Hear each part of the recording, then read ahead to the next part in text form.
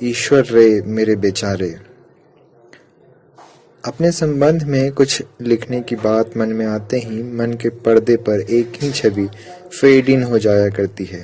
एक महान महिरूह, एक विशाल वृक्ष, ऋषि तुल्य विराट वनस्पति। फिर इस छवि के ऊपर सुपर इम्पोज होती है दूसरी तस्वीर, जटा जूटधारी बाबा जी की गोद में किलकता एक नन्हा शिशु। और तब अपने बारे में कुछ लिखने की बात मन से दूर हो जाती है, क्योंकि इस वृक्ष को मात देकर अपनी कहानी लिख पाना मेरे लिए असंभव है। अतः अब लिखने बैठा हूँ, शुरू में ही कबूल कर लेना ठीक है कि मैं कुसंस्कारों में पला अंधविश्वासी हूँ, जन्मांध विश्वासी। अपने इसके अलावा क्या हो सकता था मैं? मेरे गांव के लोग, परिवार के लोग एक पेड़ को पूजते थे। गांव का प्रत्येक बच्चा उस पेड़ देवता की कृपा से जीता था, उसके कोप से मरता था। 6 महीने की मेरी काया को अमावस्या की एक रात उस पेड़ के नीचे धरती पर सुलाकर मेरी दादी ने दंड प्रणाम करके मनौती मानी थी। ले जाना है तो अभी ही ले जाओ, रखना है तो राजी खुशी से रखो। इतने दिनों तक राजी खुशी रहने के बाद अपने मुंह अपनी यात्रा की कहानी कहने से पहले अपने बट बाबा का सुमिरन करता हूँ। गांव के उत्तर सड़क के किनारे पल्लवित घनश्याम शाखाओं को आकाश में छत्राकार ताने जटाजूट लटकाए उस योगी वृक्ष का सबसे पहले नमस्कार। सारे गांव के लोग गांव से बाहर जाते और लौटते समय कोई नया काम शुरू करने के पहले इन पेड़ को शीश नवाकर दंडवत करना नहीं भूलते थे। बट बाबा को हमने पेड़ नहीं समझा, देव ही समझा सदा। ठीक उसी समय मलेरिया को सिर्फ बुखार नहीं, पिशाच मानता रहा। जूड़ी ताप तिल्ली की एक मशहूर पेटेंट दवा के विज्ञापन में मलेरिया पिशाच की तस्वीर छपी रहती थी। 5 मुंह वाला विकराल पिशाच, अट्टहास करता हुआ, चारों ओर अस्थिपंजर, मुंड और हड्डियों की ढेर बिखरे हुए। 30-40 साल पहले तक अपने इलाके में फैले मलेरिया और काला आजार के भीषण प्रकोपों को याद करके आज भी देह कांपने लग जाती है। कभी कभी तो स्मरण मात्र से ही शीत ज्वर चढ़ जाता है, तो कम से कम 2.5 दिनों तक देह की हड्डियों के जोर को निर्ममता से तोड़ मरोड़ झकझोर कर ही विदा लेता है। उन दिनों कहते हैं हमारे यहाँ के कौवों को भी मलेरिया बुखार होता था। कौवों की नहीं, अपनी बात कहता हूँ। मलेरिया की मुझ पर विशेष कृपा थी। हर साल हर किस्म के ज्वार ताप में यह काया तपती थी।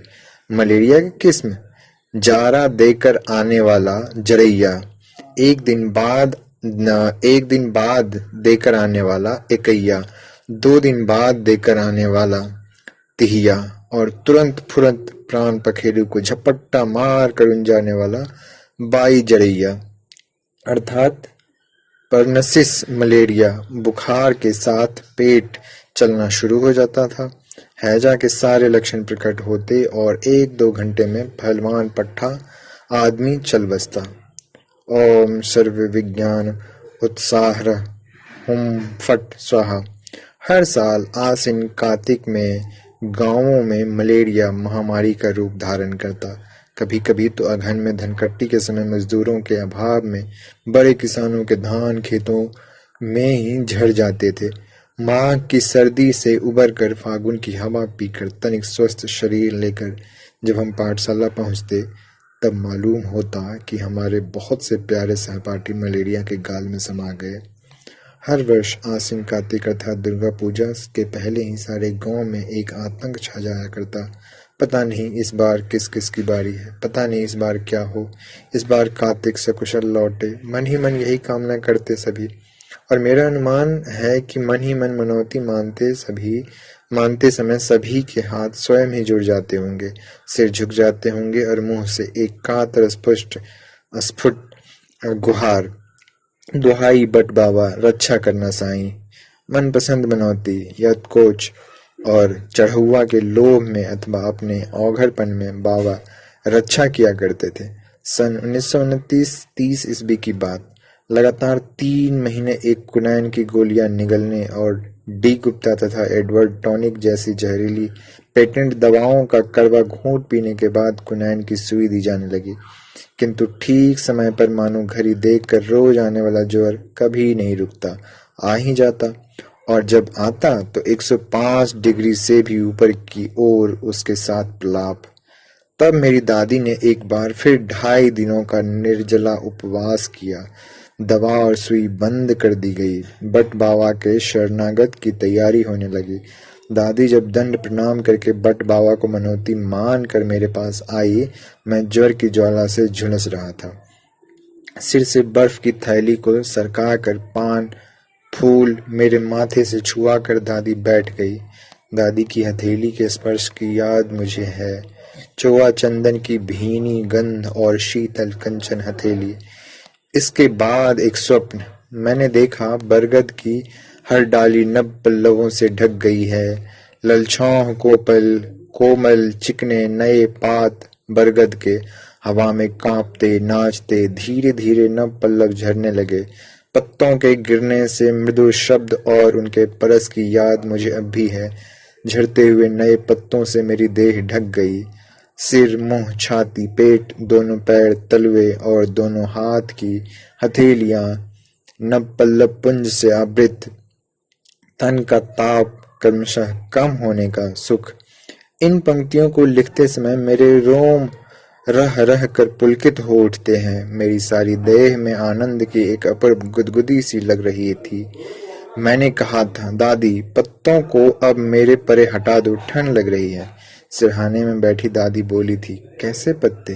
कहाँ है पत्ते बेटा? बट बाबा के पत्ते? मेरी देह बरगद की कोमल पत्तियों से ढकी हुई है ना? मैंने आंख खोलकर देखा। दादी का प्रसन्न मुखमंडल और आंगन के उत्तर आकाश में बरगद की फुनगी पर बैठी हर बोला, चिड़ैया का स्वर, शिव शिव कहो। इसके बाद फिर कभी मलेरिया का आक्रांत हुआ याद नहीं। गांव से उत्तर सड़क के किनारे विशाल तुरवर के तले राही बटोही और बनिजारे गाड़ीवानों के दल सदा सुस्ताते। कभी विवाह और गौना की बारात गुजरती, दुल्हन की पालकी बरगद के नीचे रुकती, सारा गांव उमड़ पड़ता। लाल लाल डोली से लाली लाली दुल्हनियां निकलकर धरती पर माथा टेक कर दंडवत करती। पालकी जब उठने लगती, गांव के बच्चे तालियां बजाकर एक स्वर में गाने लगते, लाली लाली डोलिया में लाली रे दुल्हनिया। नन्ही दुल्हन कुछ वर्षों के बाद एक नवजात लड़कोना लेकर लौटती। तब एक बार फिर बट बाबा के पास टप्पर वाली गाड़ी रुकती। छाती से अपने कलेजे के टुकड़े को सटाए नई नई अल्हड़ सी माँ गाड़ी से उतरती। दुहाई बट बाबा। बरगद पर बैठी खोपा वाली चिड़ियां किलक उठती, चुम्मा दे दो। चिड़ियों की नाना जाति, रंग, वर्ण के परिचय और उनके नाम, स्वभाव, आने जाने का मौसम, उनकी बोलियों के मतलब दादी ही मुझे समझाती सुनाती। कहना नहीं होगा कि बरगद की डालियों पर सदा दुनिया भर की चिड़ियों का कलकूजन होता रहता, किंतु कभी गिद्ध या बगुले को बैठते किसी ने नहीं देखा, न सुना कभी। कभी कभी कोटरों में विषधर सर्प दिखलाई पड़ते। दादी कहती, देवहा पेड़ पर सांप तो रहेगा ही, गिद्ध या बगुला देवहा पेड़ पर नहीं बैठता। याद आती है नवान्न के दिन की। नया चूड़ा और दही, नया गुड़ का अनुष्ठित प्रसाद केले के पत्ते में लेकर घर घर की गृहिणियां पेड़ के पास आती और नवान्न के दिन सूर्योदय से पहले ही न जाने कहां से उतने काग जमा हो जाते थे। कहते हैं सभी काग नदी, पोखरों या जलाशय में नहाकर प्रसाद पाने के लिए जुटते थे। बरगद की फुनगी पर पात पात पर बैठे हजारों हजारों काग कलरव करते हुए केले के पत्ते में प्रसाद लेकर गृहिणी पुकारती, आ आ आ आ।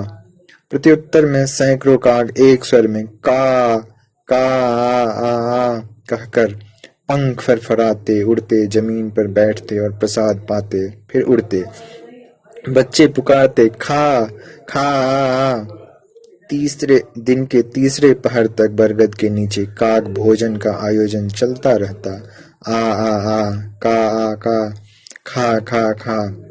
दिन भर बोलने कूकने वाली चिड़ियों की टोलियां सूर्यास्त के बाद कुछ क्षणों तक अंतिम कलरव कूजन करके चुप हो जाती, सो जाती। इसके बाद शुरू होता निशाचर पंछियों का शिफ्ट।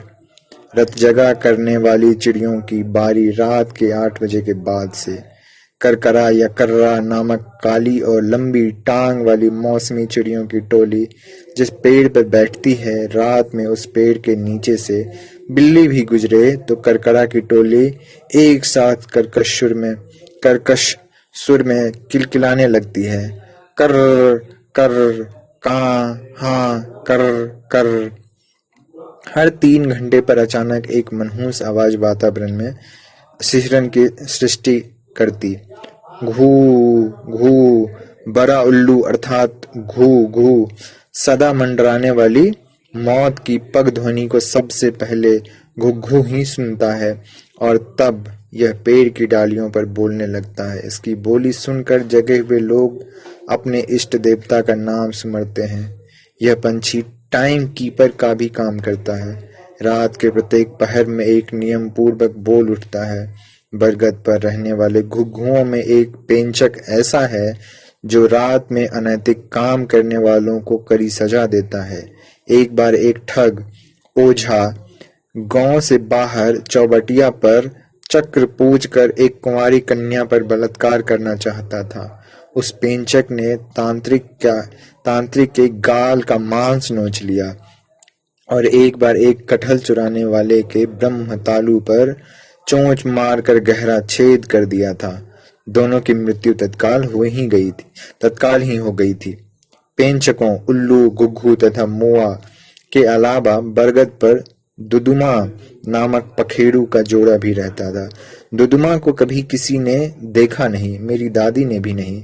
दादी कहती, सुना है इसके 2 दुम होते हैं और 10 कोस में सिर्फ एक ही जोड़ा रहता है कहीं। रात गहरी होने के बाद अक्सर नर और मादा का सवाल जवाब सुनाई पड़ता है। नर की आवाज कुछ इस तेवर के साथ कि वह नींद में सोई हुई मादा को जगा रहे हों। ऐ अर्थात जगी हो। जवाब में एक कुनमुनाई सी नींद से माती हुई आवाज अर्थात ओह जगी ही तो हूँ, क्यों बेकार। और तब नर दुदुमा एक बार फिर बोलता है अर्थात हाँ जगी रहो। एक चिड़िया होती है कूखनी। इसकी बोली गोद में बच्चों के लिए अशुभ और अमंगलकारी समझी जाती है। कूखनी की बोली कराहते हुए रोगी शिशु की आवाज जैसी सुनाई पड़ती है। इसकी बोली को सुनते ही संतानवती माताएं अपने शिशुओं को छातियों से चिपका लेती हैं और तब कूखनी चिड़ैया को एक अश्लील गाली देकर उसकी बोली के दोख को काटती है। चुप छिनाल, यहाँ कहाँ आई है, कहीं और जाके। निशाचर पंछियों के अलावा रात में बरगद की डालियों से एक साथ कई खरखराती हुई आवाजें आती हैं। उड़न बेंगों की, पेड़ पर रहने वाले कल मेघों का। यहाँ लोग मुझे गप्पी झूठी बात हाँकने वाला कह बैठेंगे, मैं जानता हूँ। हमारे गांव में एक कहावत है, लुच्चा मारलक बेंग, दू पसेरी के एक्के टांग। सो कहने वाले मुझे लुच्चा कह लें, किंतु पेड़ की डालियों से चिपके इन हरे रंग के मेढकों को मैंने रात में देखा है। इन्हें बोलते सुना है। इनके पैर पानी में और मिट्टी पर रहने वाले मेढकों से तनिक भिन्न लंबे होते हैं। उंगलियां झिल्लीदार, एक डाल से दूसरी डाल पर कूदकर चिपक जाने वाले इसे उड़न बेंग भी कहते हैं। इसकी बोली फटे हुए बांस की फराठी की तरह सुनाई पड़ती है। पडर पडर। इन प्राणियों के अलावा कभी कभी एक शब्द सुनाई पड़ता है, एक लंबी सांस की तरह। यह आवाज बरगद की यानी बट बाबा के सांस लेने की आवाज होती है। 10 वर्ष की उम्र से ही मुझे रात में देर तक जागने का रोग है। रात के 2-2:30 बजे तक नींद नहीं आती। दवा दारू झाड़ फूंक और टोटका टोना करके भी कोई लाभ नहीं हुआ। बिछावन पर बिना नींद के चुपचाप लेटे रहना कभी इतना बुरा लगता कि मैं रो पड़ता। दादी पीठ पर हाथ फेरती हुई कहती, आंख मूंद कर फूले हुए कांस के गुच्छों को देखो, नींद आ जाएगी। कई बार अफीम घोलकर चटाया गया, किंतु नींद 3 बजे के बाद ही आती।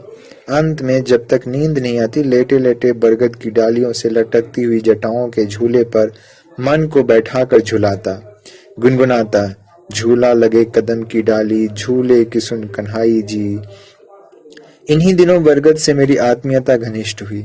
सारा गांव सोया रहता, परिवार का हर प्राणी नींद में खोया रहता। अकेला जगा हुआ मैं खिड़की से बाहर बरगद की फुनगी की ओर ताकता रहता। लाखों जुगनुओं से जगमग करती हुई छत्राकार डालियां, कभी घुघुओं की मनहूस बोली सुनकर डर जाता तो लगता कोई ठठा कर हंस पड़ता है। अरे चिड़ई चुनमुन की बोली सुनकर भी डरता है रे। एक बार बरगद की ऐसी ही चुनौती भरी हंसी को सुनकर बिछावन छोड़कर उठा और अंधकार में चुपचाप बरगद की ओर जाने वाली पगडंडी पकड़ ली। बरगद के नीचे पहुंचकर जोर जोर से पांव पटक पटक कर परिक्रमा करते हुए कहने लगा, मैं नहीं डरता, मैं किसी से नहीं डरता, मैं डरपोक नहीं, मैं कायर नहीं हूं। दूसरे दिन सुबह शहर के एक नामी होम्योपैथ को बुलाया गया। उन्होंने कहा, नींद में चलना फिरना यह रोग है, किंतु उनकी दवा से रोग दूर नहीं हुआ। पिताजी सत्यार्थ प्रकाश पढ़कर आर्य समाजी प्रचारकों के उत्तेजक भाषण सुनकर दयानंदी हो गए थे। घर के देवगण भाग कर बरगद पर चले गए। अकेले दादी कहाँ तक उन्हें भरोसा देकर घर में रख सकती थी भला। घर का बच्चा बच्चा दयानंदी बोली और आर्या समाजी कीर्तन सीख चुका था। एक बार पिताजी के साथ एक प्रचारक भी आए। गांव में ढोल बजाकर खबर फैला दी गई, आज शाम से बरगद के तले आर्या समाजी कीर्तन होगा। प्रचारक जी के कीर्तन से पहले हवन करके सड़े हुए सनातनी वातावरण को शुद्धि संस्कार का पवित्र आयोजन किया गया। हवन की आग सुलगते ही गोरैया का एक बच्चा पंख फरफराता हुआ उड़ा और सीधे हवन कुंड में जा गिरा। यज्ञ भ्रष्ट हो गया, कीर्तन नहीं हो सका। प्रचारक जी तथा पिताजी स्तब्ध रह गए। उन्होंने संयोग कहकर इस घटना को भुलाने की चेष्टा की, किंतु दादी का विश्वास दृढ़ था कि बट बाबा की इस चेतावनी के बाद भी यदि यहाँ आर्या समाजी कीर्तन किया गया तो फिर शुरू होगी बाबा की कोप लीला। दादी ने मुझे अपने पक्ष में करने के लिए धीरे से मुझे समझाया था, बेटा और देवी देवता की बात नहीं करती, लेकिन यह बट बाबा साक्षात देवता है, जागृत देवता। इनसे कभी रार मत करना, इन पर कभी नाप्रतीत मत करना, इनसे कभी मस्खरी मत करना। तुम्हारे पितामह के पितामह से भी बड़े हैं तुम्हारे बट बाबा। 3.5 साल की नजरबंदी के बाद सन 1945 में भागलपुर सेंट्रल जेल से रिहा होकर गांव में रहा। सिमराहा स्टेशन से घर आते समय रह रह कर लगता कि न जाने किस गांव में जा रहा हूँ, पता नहीं कहाँ जा रहा हूँ, कहाँ है अपना गांव, किधर गया अपना गांव। और आही हिंगना, दिग्भ्रांत होकर किसी अन्य दिशा में पगडंडी तो नहीं पकड़ ली। पछियारा टोले का अकेला तार का पेड़, हाँ है तार का पेड़, लेकिन गांव का आकाश कहाँ है? आकाश, स्काई लाइन, अपने गांव का क्या हुआ? अचानक कलेजा धक, बट बाबा कहाँ है? गांव के उत्तर सड़क के किनारे विशाल बट वृक्ष नहीं है, और बट वृक्ष के बिना सारा गांव नंग धरंग श्रीहीन छूछा अजनबी सा लग रहा था। अपने गांव की ऐसी कुरूप छवि की झांकी पहली बार देखकर मेरे पैर डगमगाए थे और खेत की मेड़ के नीचे फिसल गए थे।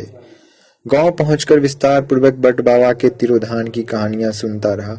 पिछले साल एक रात के दूसरे पहर में बिना किसी आंधी तूफान अथवा हवा बतास के ही बट बाबा जड़ से उखड़कर भू लुंठित हो गए। गगन भेदी धमाका, हल्का भूकंप और फिर आर्तनाद, कोलाहल, कलरव, सारा गांव जग गया और सभी एक सुर में रो पड़े। औरत, मर्द, बच्चे, बूढ़े, जवान, कुत्ते, गाय, बैल, भैंस सभी रात भर रोते रहे। दुहाए बाबा, अब हमारा क्या होगा? कौन हमारी रक्षा करेगा? सुख दुख में सदा कौन पास में खड़ा होगा? दादा परदादा से भी बड़ा, गांव के हर परिवार का पूज्य प्रत्येक प्राणी का अपना समांग बट बाबा। दादी की आंखें सदा गीली रहने लगी थी। बोली, वैसी हालत में भी जान नहीं गई थी। जीवन शक्ति शेष थी। जड़ से उखड़ने के बावजूद पत्ते पत्ते पर हरियाली छाई रही।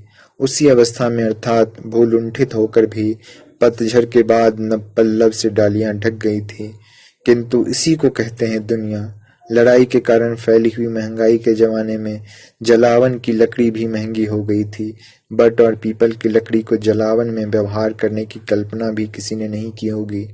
लेकिन लड़ाई का एक ठेकेदार आया और जमींदार को मुंहमांगी कीमत देकर बट बाबा की काया को खरीद लिया। सरकारी ठेकेदार बिजली से चलने वाला आरा और लकड़ी काटने वाली मशीन लेकर आया और 2-3 दिनों में ही बट बाबा का नाम निशान निश्चिन्ह। दादी का गला भर आया था। अब तो उत्तर की ओर से आने वाली हल्की आंधी से हल्के से झोंके को भी गांव के झोपड़े नहीं संभाल सकते। हर बार बैसाख में गांव के दर्जनों झोपड़े उड़ जाते हैं। और इन पंछियों, पखेड़ियों और चिड़ियों चुनमुनों का क्या हुआ? मैंने सदा की भांति दादी से पूछा। दादी के चेहरे पर एक उदास हंसी की रेखा देखकर जी जुड़ा गया। हंसकर बोली, तू सब दिन बच्चा ही रह गया रे। बचपन में पूछा करता थे कि कोशी की बाढ़ में यदि बरगद डूब जाए तो तब चिड़ियां सब कहाँ रहेंगी। असल में मेरे मन के पंछी को कोई ठौर ठिकाना नहीं मिल रहा था। सूने आकाश में हमेशा उड़ता हुआ सा दिन रात भटकता रहता। नींद आती तो बट बाबा की छाया स्पष्ट होती जाती और उसके बाद सपनों में बरगद से लेकर किशोरावस्था और जवानी के दिनों तक की स्मृतियों की झलक। आ खा खा खा दुहाई बाबा। इस बार कार्तिक बिना किसी कलेश के कट जाए। खेत खलिहान सूना न रहे। हर घर की कोठाली में अनाज भरे। बर बीमारी विपदा बैरी को नाश करना बाबा।